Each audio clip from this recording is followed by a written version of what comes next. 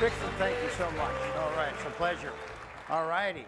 Well, I love Los Angeles because that's where we shot Shark Tank. So I'm really proud to be back here on a regular. I come here almost at least every month. So thanks for having me today. And I think I'm excited to be here, share some of my stories. I have a couple of the Shark Tank stories. I've got a couple videos to show. I've got a couple stumbles also. So I'm an entrepreneur, so I've had a few stumbles along the way, and I think it's only fair.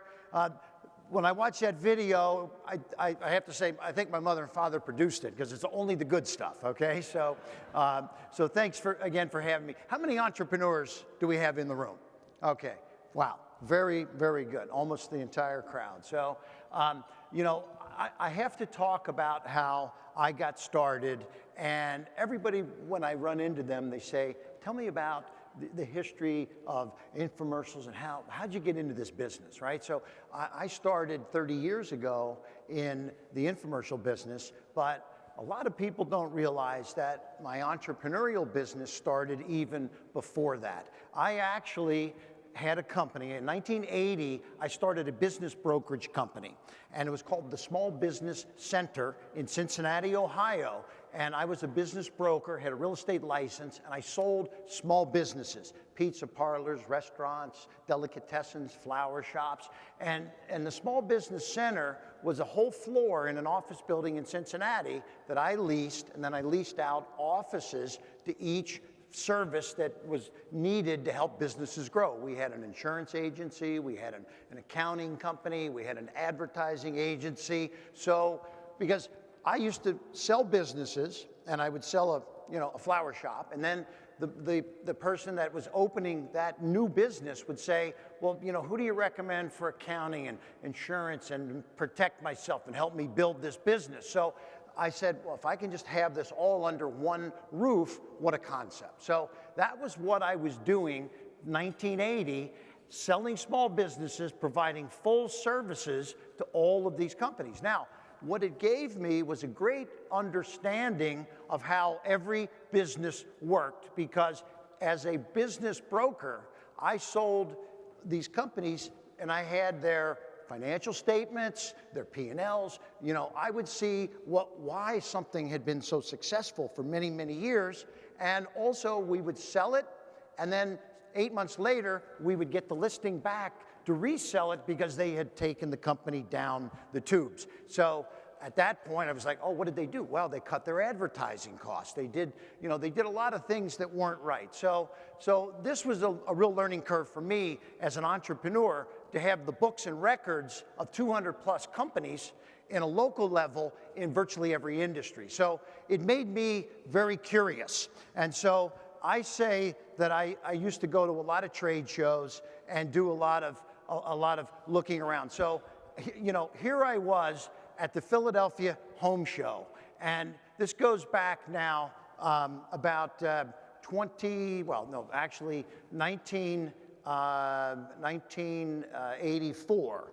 And here I am at the Philadelphia Home Show, young entrepreneur, very curious. And to this day, one of the things that I talk about is when you're curious, and I say exercise my curiosity muscles, all right? Because this year I'll do over 35 trade shows. The month of January, 7 shows alone: the Consumer Electronics Show, the Outdoor Show, the Traffic and Conversion Show, an internet conference, et cetera, et cetera. And I go to these shows to do what?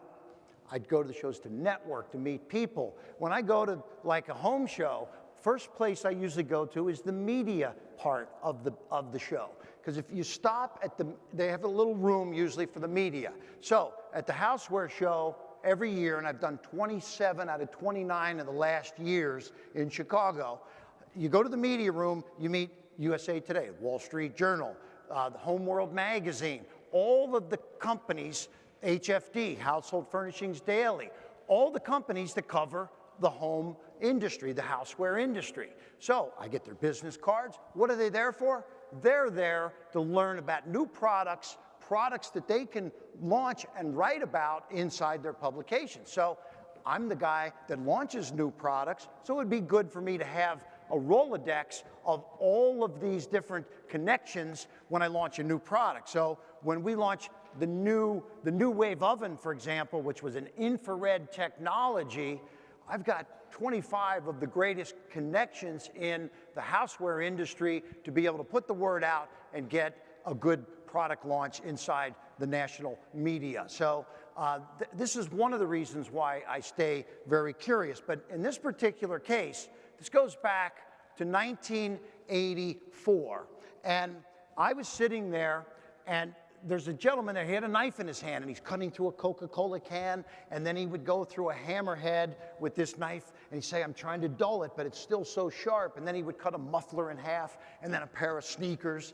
And I'm watching this guy, and I'm like, what is he doing? You know, he's like, this knife is still so sharp that I can cut a tomato so thin, I can read the Sunday newspaper through the tomato. And just then he says, and this Ginsu knife, you can buy today a pack of 10 for $14.95. And this was back in 1984. So I'm sitting there watching this guy. Arnold Morris was his name. And I said, Arnold got on break, and I got talking to him and said, Arnold, how long have you been doing this? And Arnold said, well, I've been doing this actually for 30 years. I go from the houseware show to the Iowa State Fair to the whatever convention I have to go to. 40 weeks a year, Arnold would run around the country and say the same set of words, more or less. And that's when the light bulb went off. Because I had, as a young entrepreneur, I had previously ordered cable television. And you see the bars on the screen right there? When I ordered cable television for the first time, 1984, I get to channel 30. And in those days, they only had 30 channels.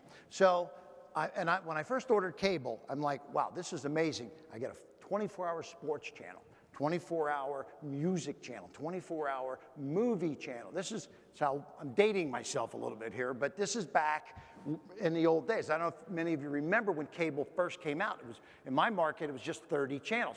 But when I got to channel 30, that's what I saw, bars on the screen. And I'm like, wait a minute.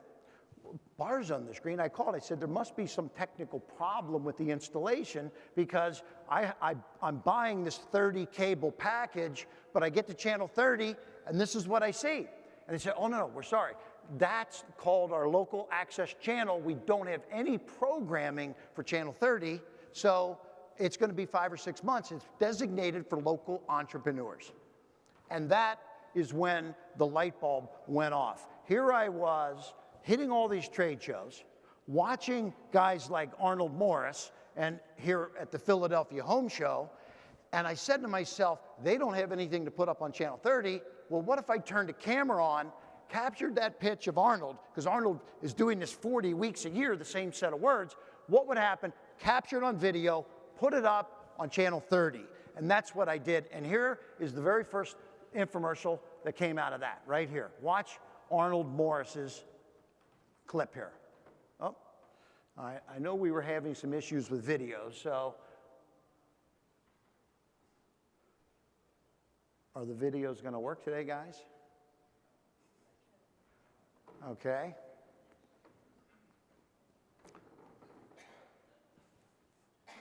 Cuts that tomato. Let me ask you something. How many knives do you have at home this sharp you could drop the tomato on top? Pretty sharp, right? You know what one young lady said? Can you cut them thin? I said, thin, one tomato will last you all week long. That presentation from Arnold ended up becoming this $100 million project. And it all started, that video that you watch, it was so low budget, it was basically just turning the camera on and capturing Arnold Morris on video. He shot that whole show was done live, one take. And so that's when I said to myself, we need to do this all over the place. And I said, there's not only bars on the screen in Cincinnati, Ohio, where I was, there's bars on the screen everywhere in the world. And so I then had a mission and a focus of taking these low-budget infomercials, and people call them late-night television. You see them to this day, some of them are a lot higher budget. That show cost $3,500 to produce, and it did $100 million. What a great return on investment that was. But Arnold came back to me and he said, Kevin, he said, I can introduce you to all of the people that are in my world. Billy Mays, who is one of the greatest salesmen in the world, and Sandy Mason and Wally Nash. Some of these names you may not recognize, but Billy Mays, for example, was a major guru. So this is what I said to Arnold. I'm interested in working with you to show people how they, just like you, Arnold, you became a key person of influence in this world of putting products on television. Arnold became a guru. He wasn't just the best knife salesman, but people gravitated to Arnold because they said, Arnold, you're on that late night television. Billy Mays wanted to get in on that. So did everybody else. So this is what I'm here to talk a little bit about today, is how can you become a key person of influence in your industry, or whether it's an individual situation or building the brand of you and or your company. So this is part of what I want to share today. And there's some key people of influence on Shark Tank, for example. People say, Barbara Corcoran, how'd you get on Shark Tank? Kevin, how did you get on Shark Tank? There's 10 sharks altogether, by the way. And I'm going to share a couple of funny clips from some segments from Shark Tank. So when I got the phone call from Mark Burnett, there was a reason why it happened. And I'm going to share that today because I didn't call Mark Burnett. Nobody even knew what Shark Tank was. How can you put yourself in a position when you're building your business to get that phone call, to become maybe one of those sharks if you want? And I don't mean a shark on Shark Tank, but I mean in your industry. Because what it boils down to is the income in your industry is broken down much like, you hear the old 90-10 rule. 90% of 10% of the people have 90% of the revenue and the income. Well, I even say, how would you like to be that 1%er? And that's what Barbara Corcoran had done in real estate and Damon John had done in order for them to become key people of influence, for them to get that phone call from Mark Burnett. I found out that I had just written a book, 2007, and my book had come out. I used the book to get on radio talk shows. I started with a half a dozen, then a dozen, and then I was on 30, and then radio led to some television interviews, which led to some more press in newspapers and Wall Street Journal type stuff. And all of a sudden, little did I know, Mark Burnett was actually right during that time looking on the internet for a key person of influence in the infomercial as seen on TV industry, because he had all these people coming to Shark Tank that were bringing products and inventors. And so, yeah, there was real estate and hip hop and investment kind of gurus already going to be on Shark Tank, but there was nobody to look at products. So when he went on the internet, my name kept popping up because I was out there, little did I know, but I was out there doing lots of promotion of my new book. So one of the things we will talk about in this 5-step process is publishing, but that's not going to be the first one. The first thing that I say is you need to create a perfect pitch. And I don't care what business you're in, I don't care what industry, what mode you're in. Maybe when people come on Shark Tank, the pitch is to get a shark to invest. So maybe it's looking for capital. How many in the room right now are in one phase or another interested in the near future or currently raising capital? Okay, that's great. That's a great percentage. Sometimes I see just a couple hands that go up, and that makes me very nervous, because anybody that is building a big successful company is most likely going to need capital at some point. Whether your company is growing so fast you need more inventory, you want to open up more locations, whatever, you're going to need capital. And in my business, when we would put a product on TV, we had to order inventory from China, prepay for it, bring it in, and then ship it once we got the order. But that required millions of dollars of capital. So I was always in a capital raising mode. Well, when I was raising capital, how do you pitch bankers? How do you pitch investors? Three steps in creating the perfect pitch: tease, please, and seize. All right, so when you tease, you grab the audience, or let's take the investor, with an attention-getting problem. That's step one. So in many cases, if you watch television, you watch these late-night infomercials as seen on TV, or if you watch Shark Tank, you'll generally see there's something that has to get the attention right up front. Because if you don't, if they're not listening, they're not going to pay attention. Or if it's even in an executive summary, if you send 5 or 6 pages of an executive summary or a business plan, the opening part has to be very powerful. So if I'm selling a cleaning product on TV, has this ever happened to you? Spaghetti sauce is dripping on somebody's shirt. Yes, people identify with that. That's called an attention getter, right? So we did a product called the Food Saver. It's a vacuum food sealer. What we did was we opened up with this Food Saver crushing a Coca-Cola can, showing the power of that food sealing device. And that was a very strong attention getter. So tease, please, and seize. The please step is showing the benefits and solutions to these problems with magical transformations and benefits, easing the pain, and maybe having some testimonials and or some documentation to support it. So this is an important part of this 3-step process. Now, if you're raising capital, this now is sort of what's in it for the investor. And why, show me the benefits. Why does your product or service work? What's the competitive landscape? All of the kinds of things you need to cover to convey to the investor that your business opportunity, your investment is going to be a good one. So this is the benefits of your product, your service, and as I say here at the end, I want to see some documentation also. So this is an important step. So in my world, let's take a product, Billy Mays was an amazing presenter, and I have a clip I'm going to show Billy in just a bit here when I talk about the perfect pitch. When Billy passed away, Hulk Hogan came up with an idea, because Billy had created OxyClean. It was with the power of oxygen. It oxygenates the cleaning, and it's going to supercharge your cleaning process. OxyClean, believe it or not, sold for $365 million to the Arm & Hammer company.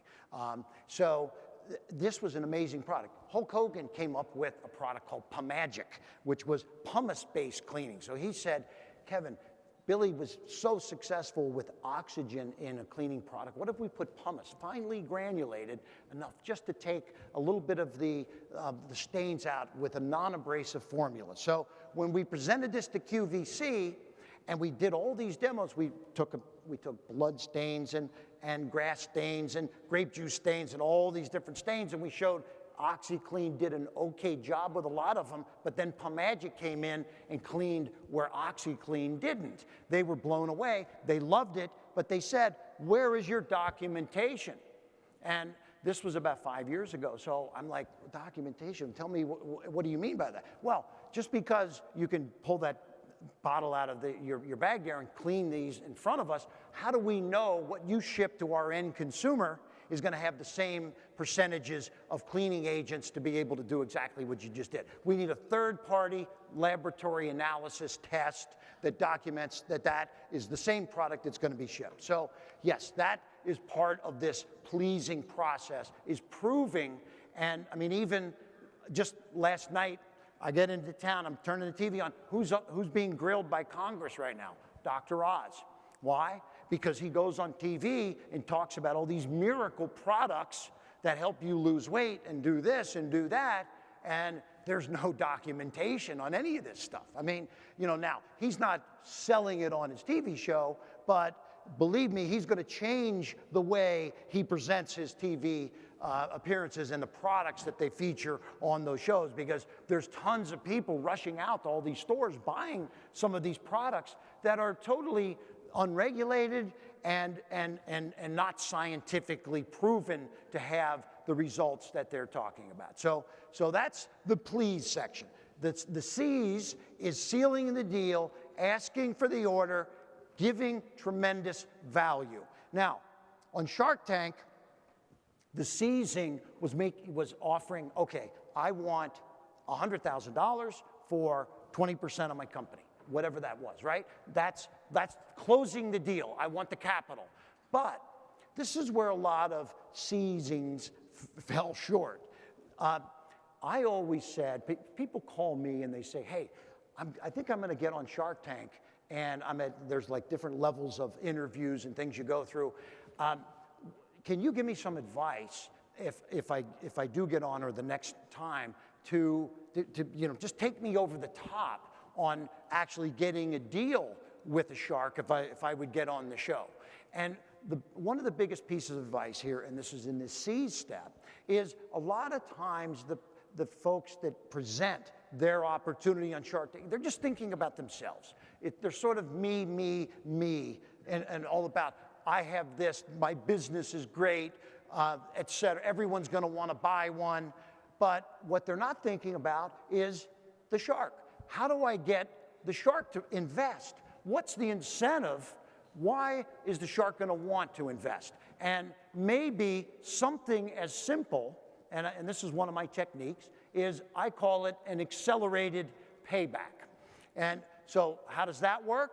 Okay, Mr. Shark, I'm so convinced this is going to be a great investment for you that I'm going to give you 100% of the profits from this venture until you get all your money back, plus a 10% return, and then you're going to own equity forever. And so even in my business, I have at any one time about a dozen projects that I'm involved with personally, producing infomercials, raising capital for new companies, for internet startups. I'm constantly doing projects, and I use some of my own capital, but I raise capital. And many times, just by twisting a little thing around like that you're the investor, I want you to understand, I know what it takes for you to write that check.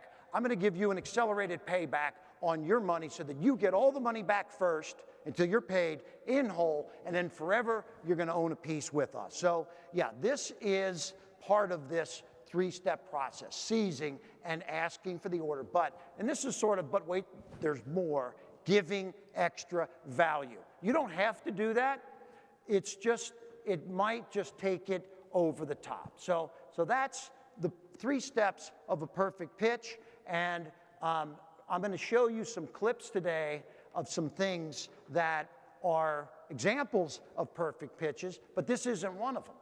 Crying on stage, okay? All right. I mean, it was unbelievable that there was her moment to give the perfect pitch on national television, and there's a lot of pressure, a lot of emotion, a lot of passion. So, yeah, unfortunately, now, believe it or not, even if you cry, doesn't mean you're not going to get on the show, because sometimes they like to show that passion, that emotion. But sometimes investors might not be as sympathetic as the show producers. So I always say, be prepared. So the next step of this perfect pitch is a clip, and I think we have a clip of, no, that's not yet. We're talking about, this is a guy that came to me for a perfect pitch. I'm going to show a clip, actually, of something that aired this Tuesday night and was very exciting, okay?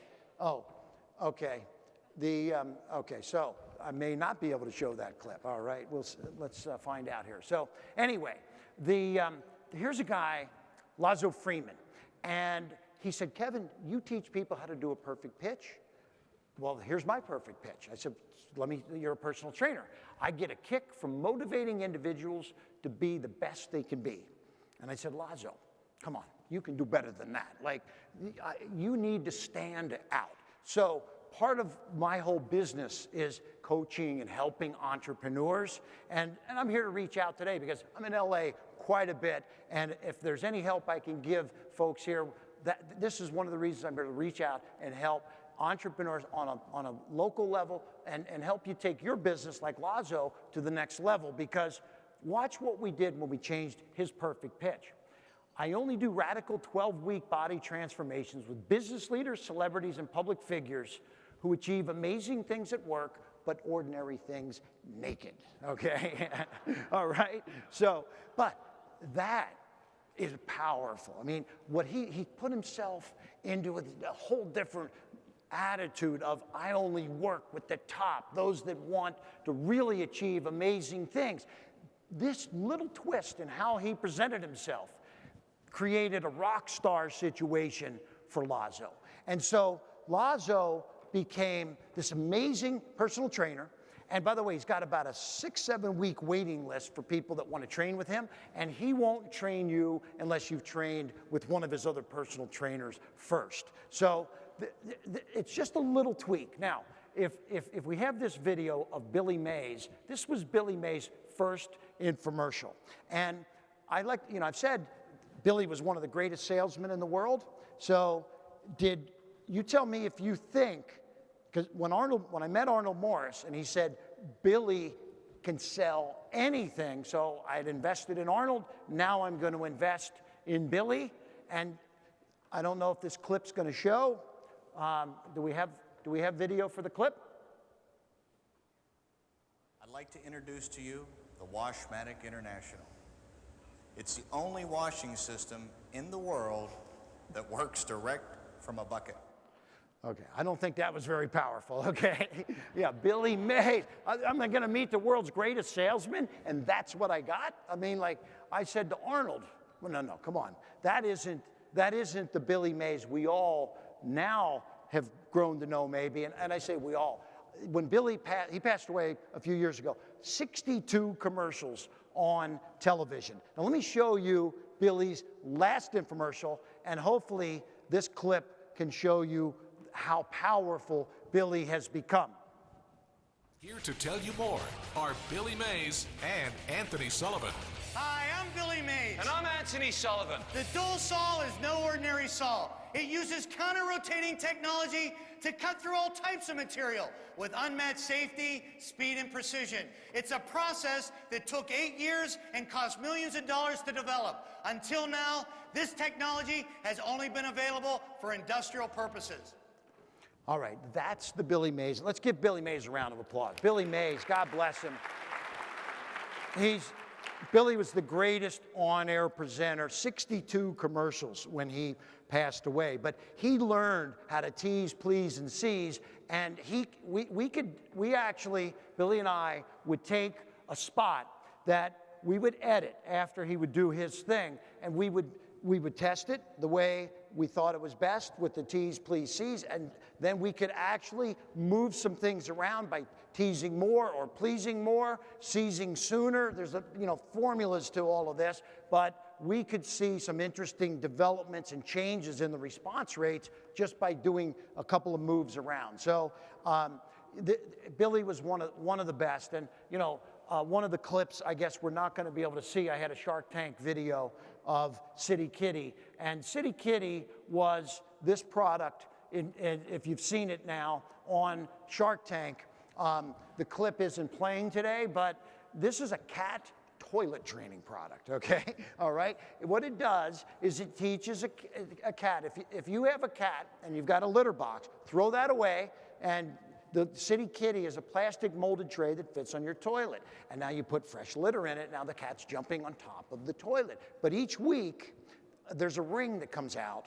Week 1, it's like this. Week 2, a bigger ring. Week 3, by week 4, there's no ring, nothing, just the toilet, and the cat has been trained to jump on the toilet, and that's how he gets toilet trained, okay? So now I invested in a cat toilet training system, okay? I mean, this is pretty unbelievable. But look at this. We made this a key person, a branded situation, because there I am with Rebecca Rascotti, the inventor, in front of Walgreens. We took it nationwide. We went to the houseware show, put her at a nice booth. Walgreens comes along. They wanted City Kitty. Wall Street Journal, Good Morning America, the Today Show.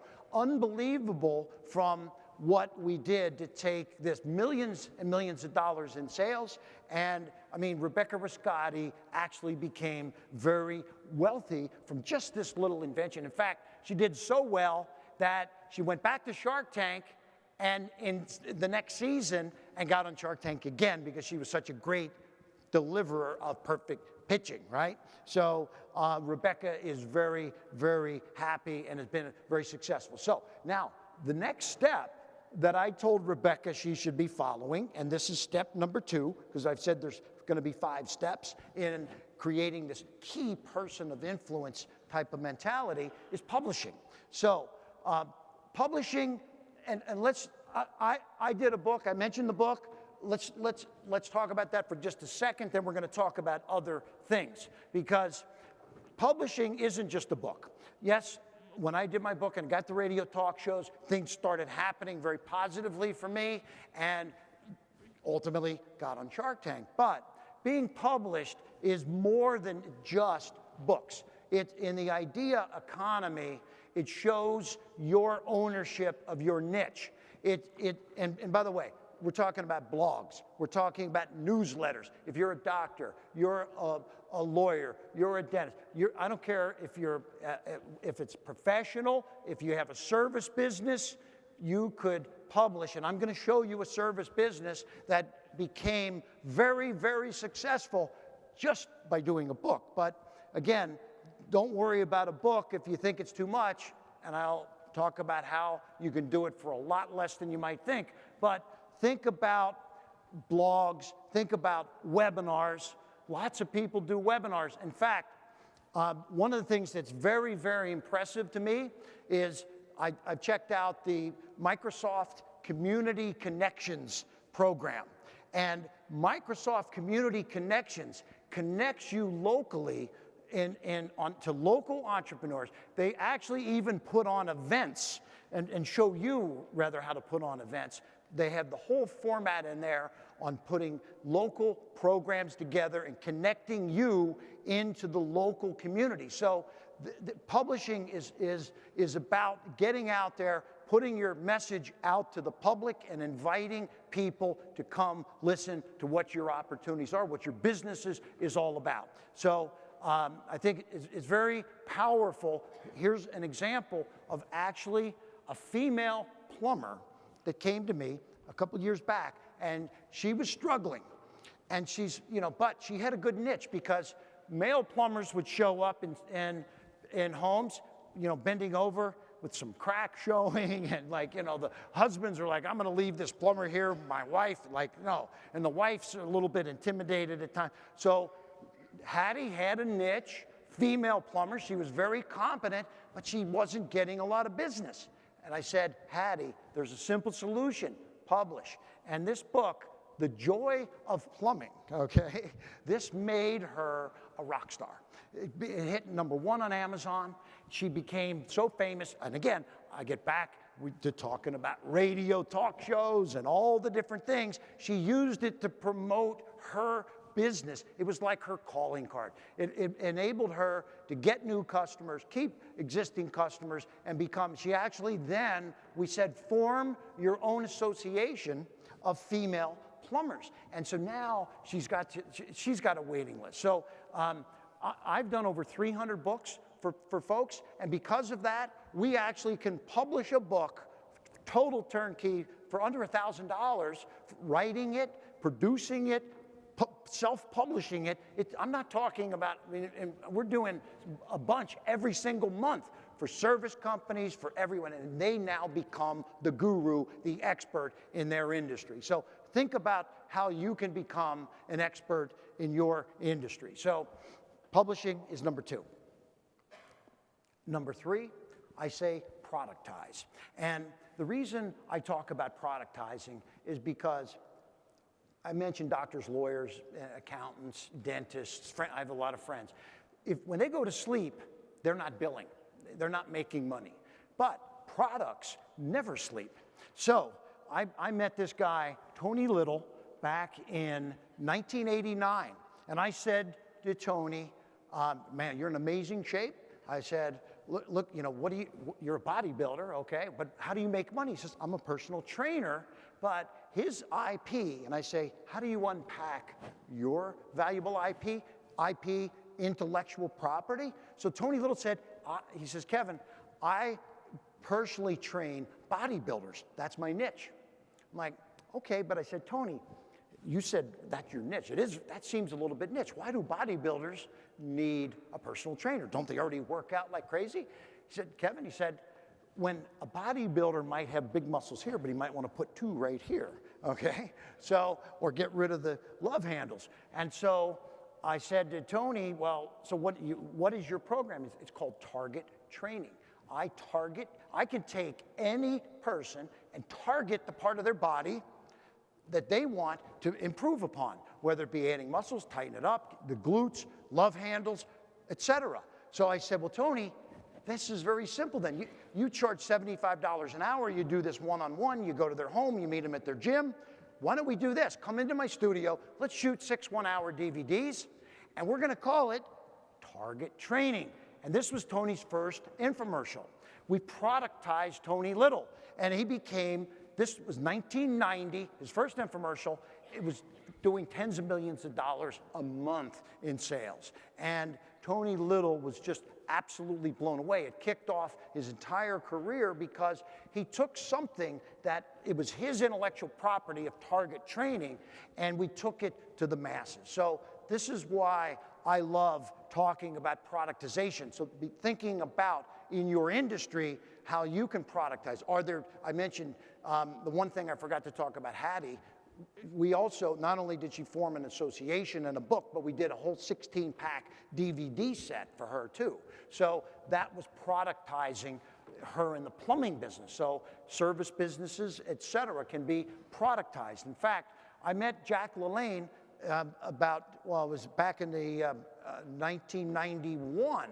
And Jack, I'm talking to him, I said, Jack, how do I unleash your intellectual property? And he's like, you know, Kevin, he says, I'm in great shape. I'm 70 some years old. I work out a lot. I've owned gyms, but I've never really mass marketed myself to the, in a product fashion. So I said, so let's talk about what you do and how you stay so in shape. Well, every morning, Jack LaLanne has carrot juice. God bless, when he was alive. Just passed away a couple years ago, at the age of like 97. So I said to Jack, that's it, productization, the Jack LaLanne juicer. And that was the beginning then of Jack's major career on TV, is we unpacked his valuable IP. So the Jack LaLanne juicer did hundreds and hundreds of millions of dollars. So I got a couple of examples, if the videos play, of some other industries that we productized. Davis Love, the golfer, he came to me and said, I've got this product that can improve upon golfers' swings, and it's called the Medicus Golf Club. So I don't know if that one's going to play or not. We're having some issues. What is top touring pro Davis Love III's secret to the perfect swing? There's no secret. It's simply knowing the proper swing technique. And now you can learn to swing like a pro with the Medicus Hinge Club. The secret of the Medicus is this scientifically engineered hinge that will break whenever a flaw occurs in your swing. This has been on the air 20, has anyone seen the Medicus? Have we got any golfers in the room here? Okay, 20 plus years, hundreds of millions of dollars, just taking a little flop in the hinge to force you to groove your swing properly. This next one is in the fishing industry. An inventor came to me and he said, all lures, had a fishing lure. Lures hit the water, they drop straight down, gravity. He says, I've reverse engineered mine to hit the water and swim away like a wounded fish.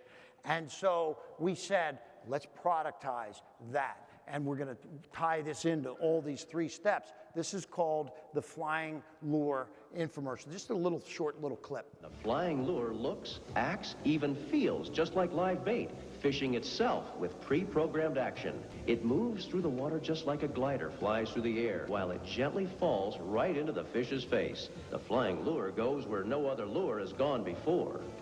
I've caught crappie, I've caught walleye, stripers. How about that? what a great crappie, walleyes, and stripers, okay? So Guido, this goes back to my testimonials, okay? So I talked about in the pleasing T's, please, and C's, please is having testimonials. Guido is a Bassmaster champion. So there's about 4 or 5 different kinds of testimonials, by the way. You have user testimonials, and that's just an average consumer. You have professional testimonials, and that's an example of that. As professional Bassmaster champion, professional testimonials can be doctors or lawyers. You have editorial testimonials. These are all the testimonials for your business that you should be thinking about putting together. Not just someone that used it and is happy with your product or service, but get me an editorial testimonial, someone that's in the industry. Like when we launch a kitchen product, what did I say? I go and get all these editors' business cards. I want them to say that if the editor of Homeworld magazine will say, this is one of the most revolutionary new products coming out in the kitchen industry, wow, that is a tremendous testimonial. So that's editorial testimonials. Then the 4th kind, product testing labs that I mentioned. So the flying lure, over 500 million lures that got sold from that little TV commercial. So moving along, because I know we've got a time constraint here today. Skill number 4, partnerships. And this is a great story because years ago, I was doing all these gadgets, the fishing lures and knives and kitchen products and all that kind of stuff. So I said to myself, there's another competitor of mine that does a lot of beauty, Guthrie Renker. They're the biggest and the best in the beauty world. But people come to me with beauty products. People were coming to them, and I got talking to Greg Renker.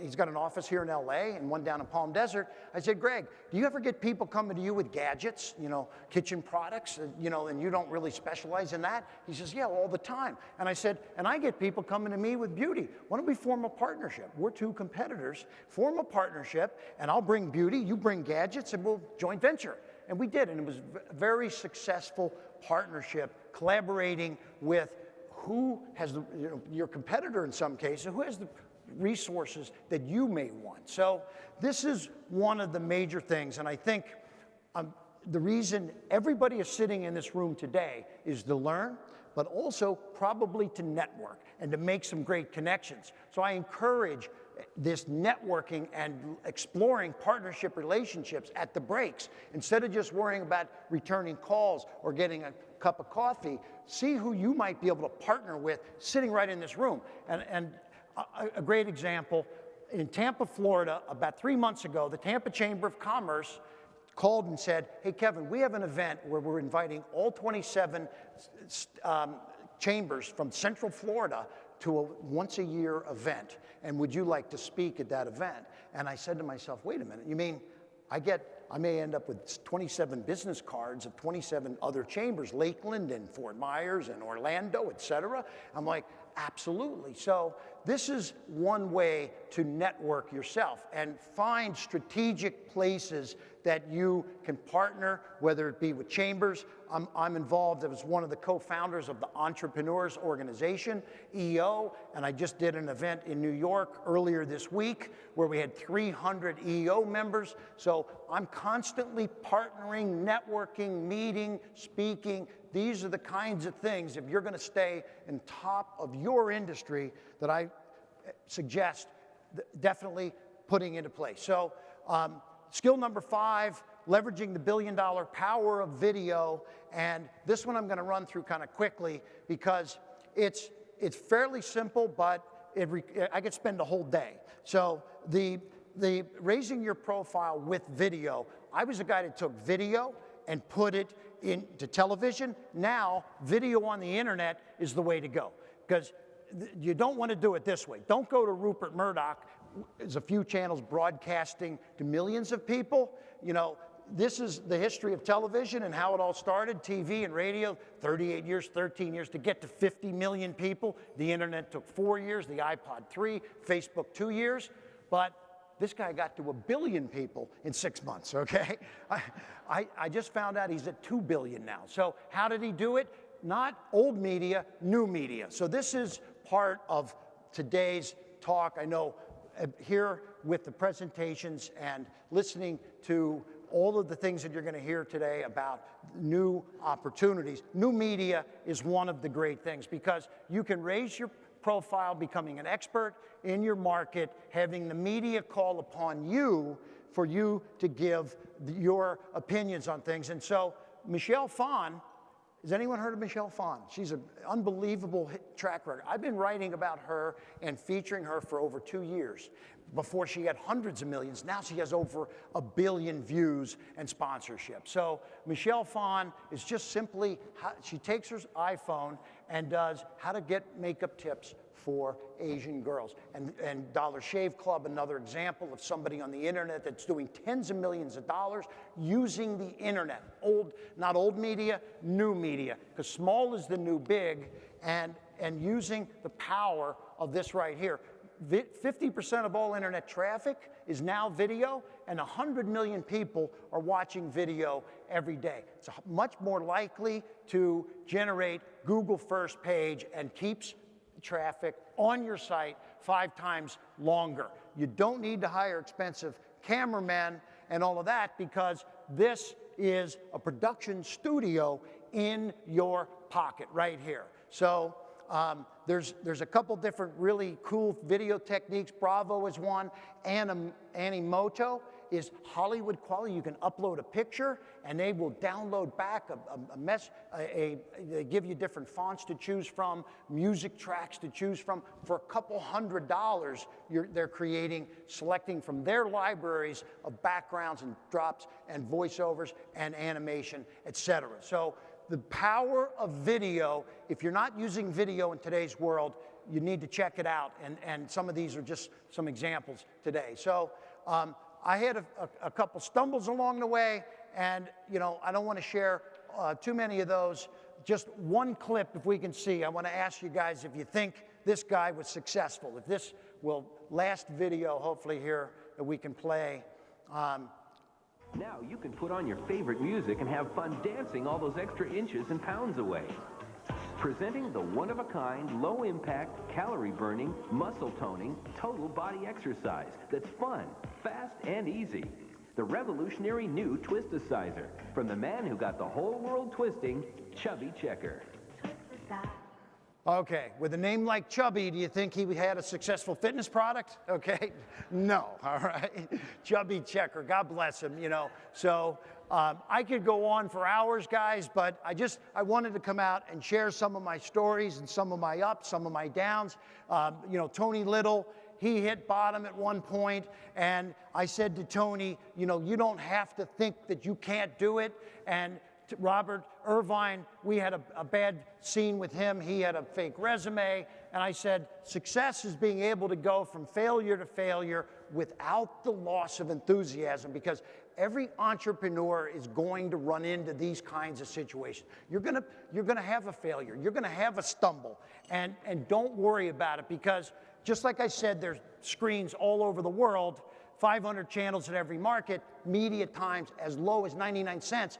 You can explore these opportunities. 99 cents a minute is airtime available in this local market, and that is what I say. No matter how far down you might go, you can create your own kind of newsmercial, infomercial type stuff for local networks. And so when you become an expert or a guru and you can buy time for as cheap as 99 cents a minute, this is a powerful way to possibly present your business. And I think the last thing I want to say is thank you for having me. And I have a slide here that's Tony Little. Let me just play that one more time. When I have a couple stumbles, I ask Tony. You can do it! Okay. Tony Little, I call him up, and he says, you can do it, Kevin. And I want to say that to everybody here. Thank you for having me, okay? Thank you.